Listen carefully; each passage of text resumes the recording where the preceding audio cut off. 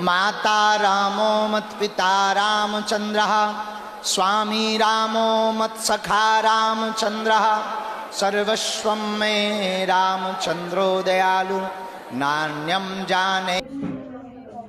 जय श्री राम, जय बागेश्वर। हम देख सकते हैं पूज्य महाराज जी आज की यात्रा यहाँ से निकालने वाले हैं और देख सकते हैं यहाँ पर बहुत से ज़्यादा सनातनी यहाँ पे इकट्ठा हो चुके हैं। बहुत भारी संख्या में भक्तगण यहाँ पर आ पहुँचे हैं और आज की जो पदयात्रा है महाराज जी यहीं से स्टार्ट करेंगे और यहाँ पर मंच सज गया है। यहाँ से महाराज जी आज भक्तों को संबोधित करेंगे और उसके बाद में यहाँ से पदयात्रा निकाली जाएगी। आज कुछ विशेष बातें हैं जो महाराज जी यहाँ पर बताएंगे और यहाँ पर देख सकते हैं बहुत भारी संख्या में सनातनी यहाँ पर इकट्ठा हो चुके हैं।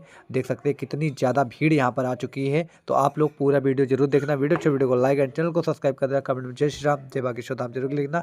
चलिए वीडियो को। माता रामो मत्पिता रामचंद्रः, स्वामी रामो मत्सखा रामचंद्रः, सर्वस्वं मे रामचंद्रो दयालु, नान्यं जाने नैव जाने न जाने। दक्षिणे लक्ष्मणो यस्य, वामे च जनकात्मजा, पुरतो मारुतिर्यस्य, तं वन्दे रघुनन्दनं। श्रीसीतानाथ समारम्भां, श्रीरामानन्दार्य मध्यमाम्, अस्मदाचार्यपर्यन्तां वन्दे श्रीगुरुपरम्पराम्। रामचंद्र भगवान की, आद्य शक्ति भगवती कात्यायनी माता की जय हो। जिरखोद वाले हनुमान जी महाराज की जय हो। कनाट प्लेस वाले हनुमान जी महाराज की जय हो। मरघट वाले बाबा की जय हो। कोटवन वाले पूज्य मौनी जी महाराज की जय हो। साधु समाज की जय हो। परम पूज्य श्री गीता मनीषी जी महाराज की जय हो। पूज्य श्री भैया जी महाराज की जय हो। शनि धाम की जय हो। पूज्या दीदी माँ की जय हो। सभी संत जनों की जय हो। बागेश्वर धाम के पागलों की जय हो। सनातन हिंदू एकता पद यात्रा की जय हो। गुरु और चेला की जय हो। बागेश्वर धाम के मेला की जय हो। हरे हरे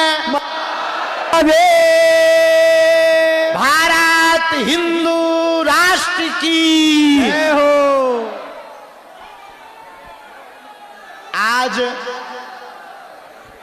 बहुत सौभाग्य है हम सबका इन नेत्रों से भगवती आद्य शक्ति कात्यायनी माता की छत्र छाया में अनेक महापुरुषों के दर्शन कर रहे।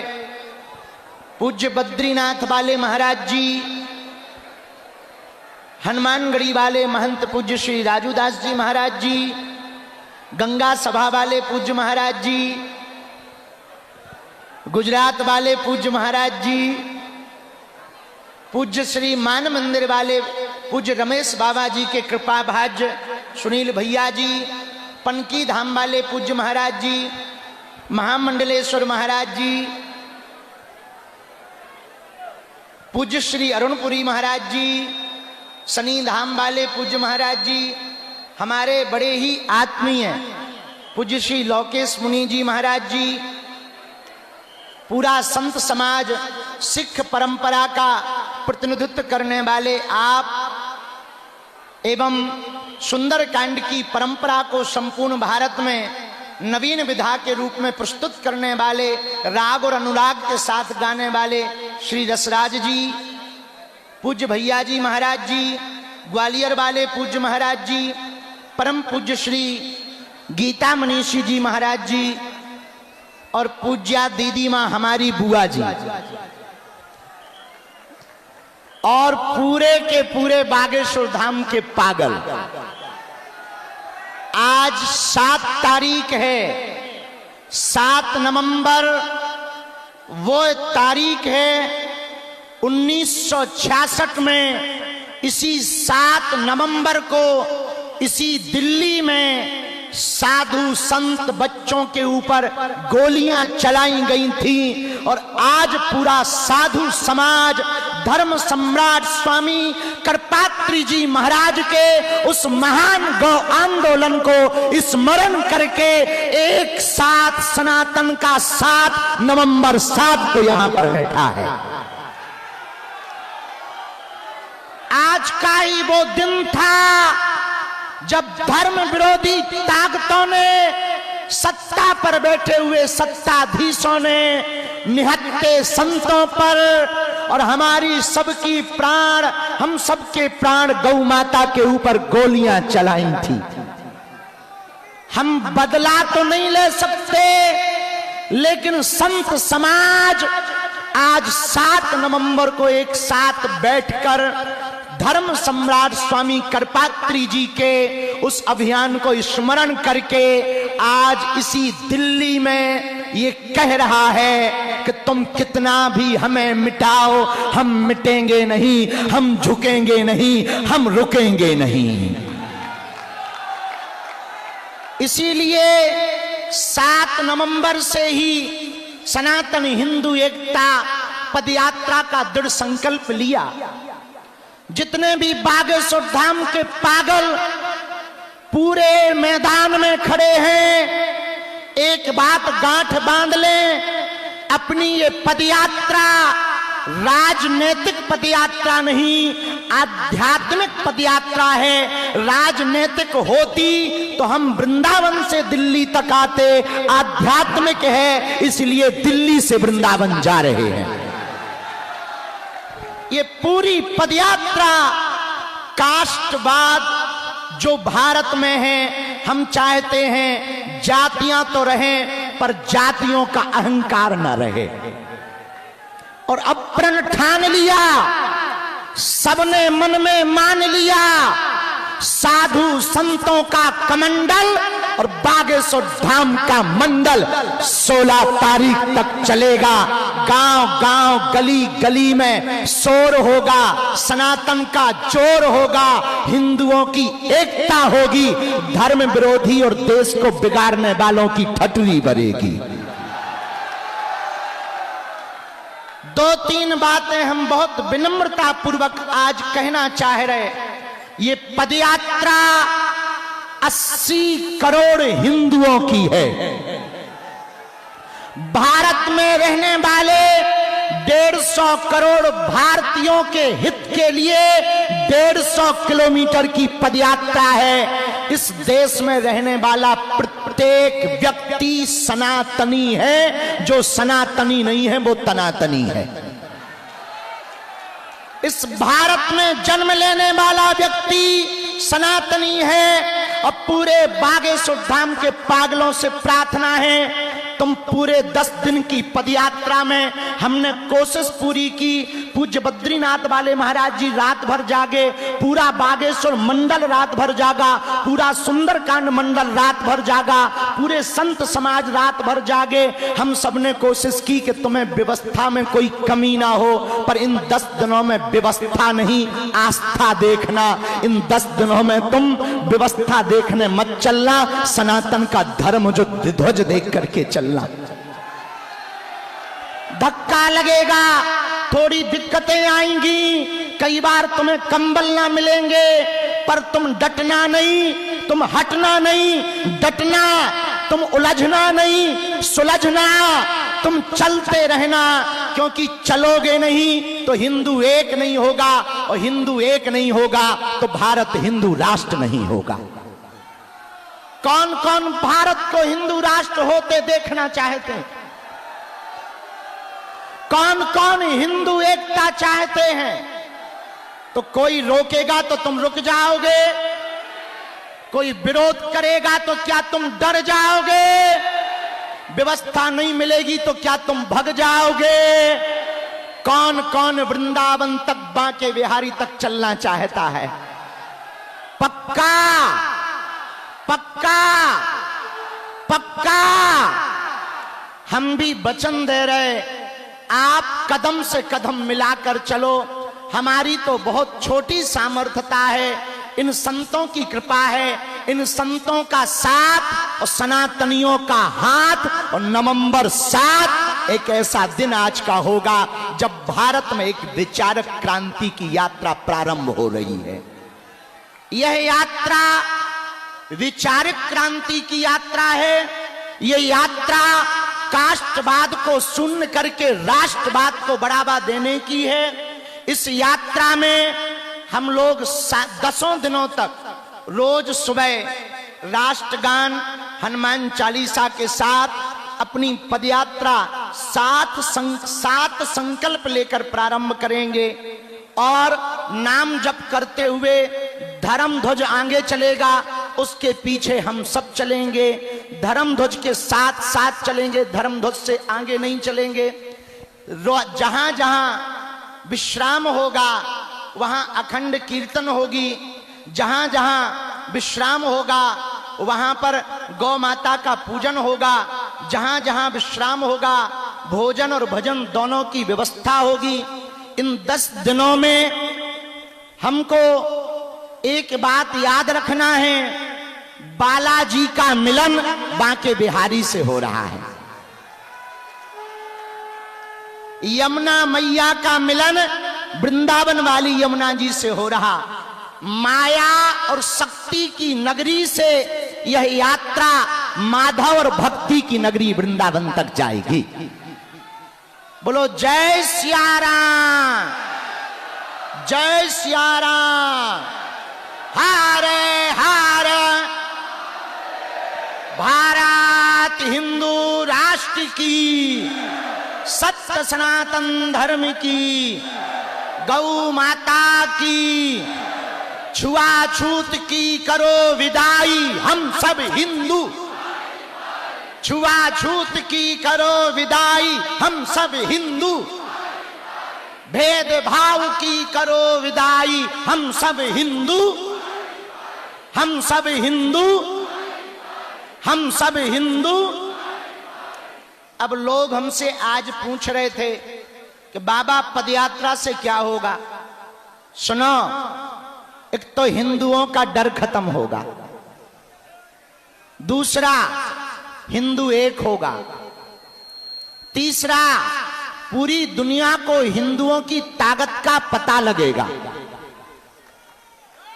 जब फ्रांस के लोग अपनी सड़कों पर उतरकर फ्रांस को बचाने के लिए सड़कों पर उतर सकते, इंग्लैंड के लोग अपनी देश को बचाने के लिए सड़कों पर उतर सकते, तो हम भारतीय क्यों नहीं अपने भारत को, सनातन को बचाने के लिए सड़कों पर उतर सकते। किसी ने हमसे कहा बाबा यात्रा से दंगा होगा। हम कहा दंगा वाले ठटरी के बड़े दूसरे हैं, इसमें गंगा बहेगी। ये दंगा के लिए नहीं, गंगा के लिए पदयात्रा है। ये तनातनी के लिए नहीं, सनातनियों के लिए पदयात्रा है। हम किसी के विरोध में नहीं हैं। हमें मुसलमानों से भी दिक्कत नहीं, ईसाइयों से भी दिक्कत नहीं, पर यदि वो गजवाए हिंद कहेंगे तो हम भगवाए हिंद बना के रहेंगे। यदि वो सर तन से जुदा करने की बात करेंगे तो जो अभी पाकिस्तान में 9 जगह फटाके फूटे वो उनके, हमारे पास फटाके तो है नहीं है, पर देश की सेना तो फोड़ ही सकती है। तीसरी बात और सुनो, 1947 में एक विशेष मजहब मुसलमानों के द्वारा मांग हुई कि हम भारत में नहीं रह सकते। अच्छी बात, उनके लिए अलग टुकड़ा बना दिया, नाम हुआ पाकिस्तान।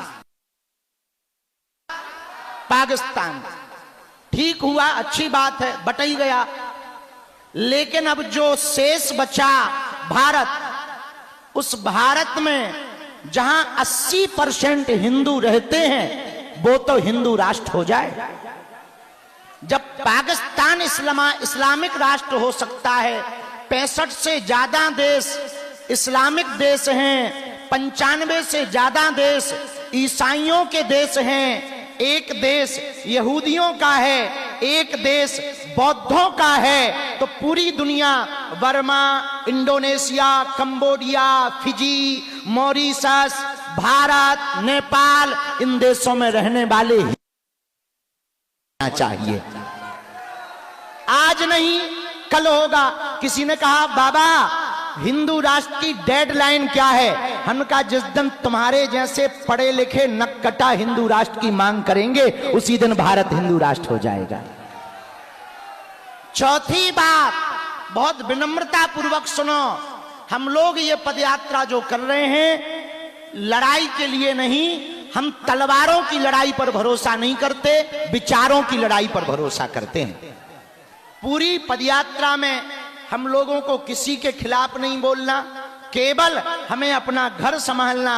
अपना घर है जो हम भेदभाव में फंसे, छुआछूत में फंसे, ऊंच नीच में फंसे, अंगड़ा पिछड़ा में फंसे, इनसे ऊपर उठकर 14वीं शताब्दी में रामानंदाचार्य भगवान ने जो कहा था, जात पात पूछे नहीं कोई, हरि को भजे सो हरि को होई। हम लोगों को इसी बात को पकड़कर चलना है। सुबह से लेकर सायंकाल तक नाम कीर्तन करते हुए चलना है। एक बात हम पक्की कह रहे, आप लोगों का यह पुरुषार्थ, आप लोगों का यह त्याग, आप लोगों की यह मेहनत व्यर्थ नहीं जाएगी। आने वाले समय में जब भारत हिंदू राष्ट्र होगा तो तुम्हारे भी नाती पोता चिल्लाएंगे कि हमारे बब्बा भी पदयात्रा में गए थे।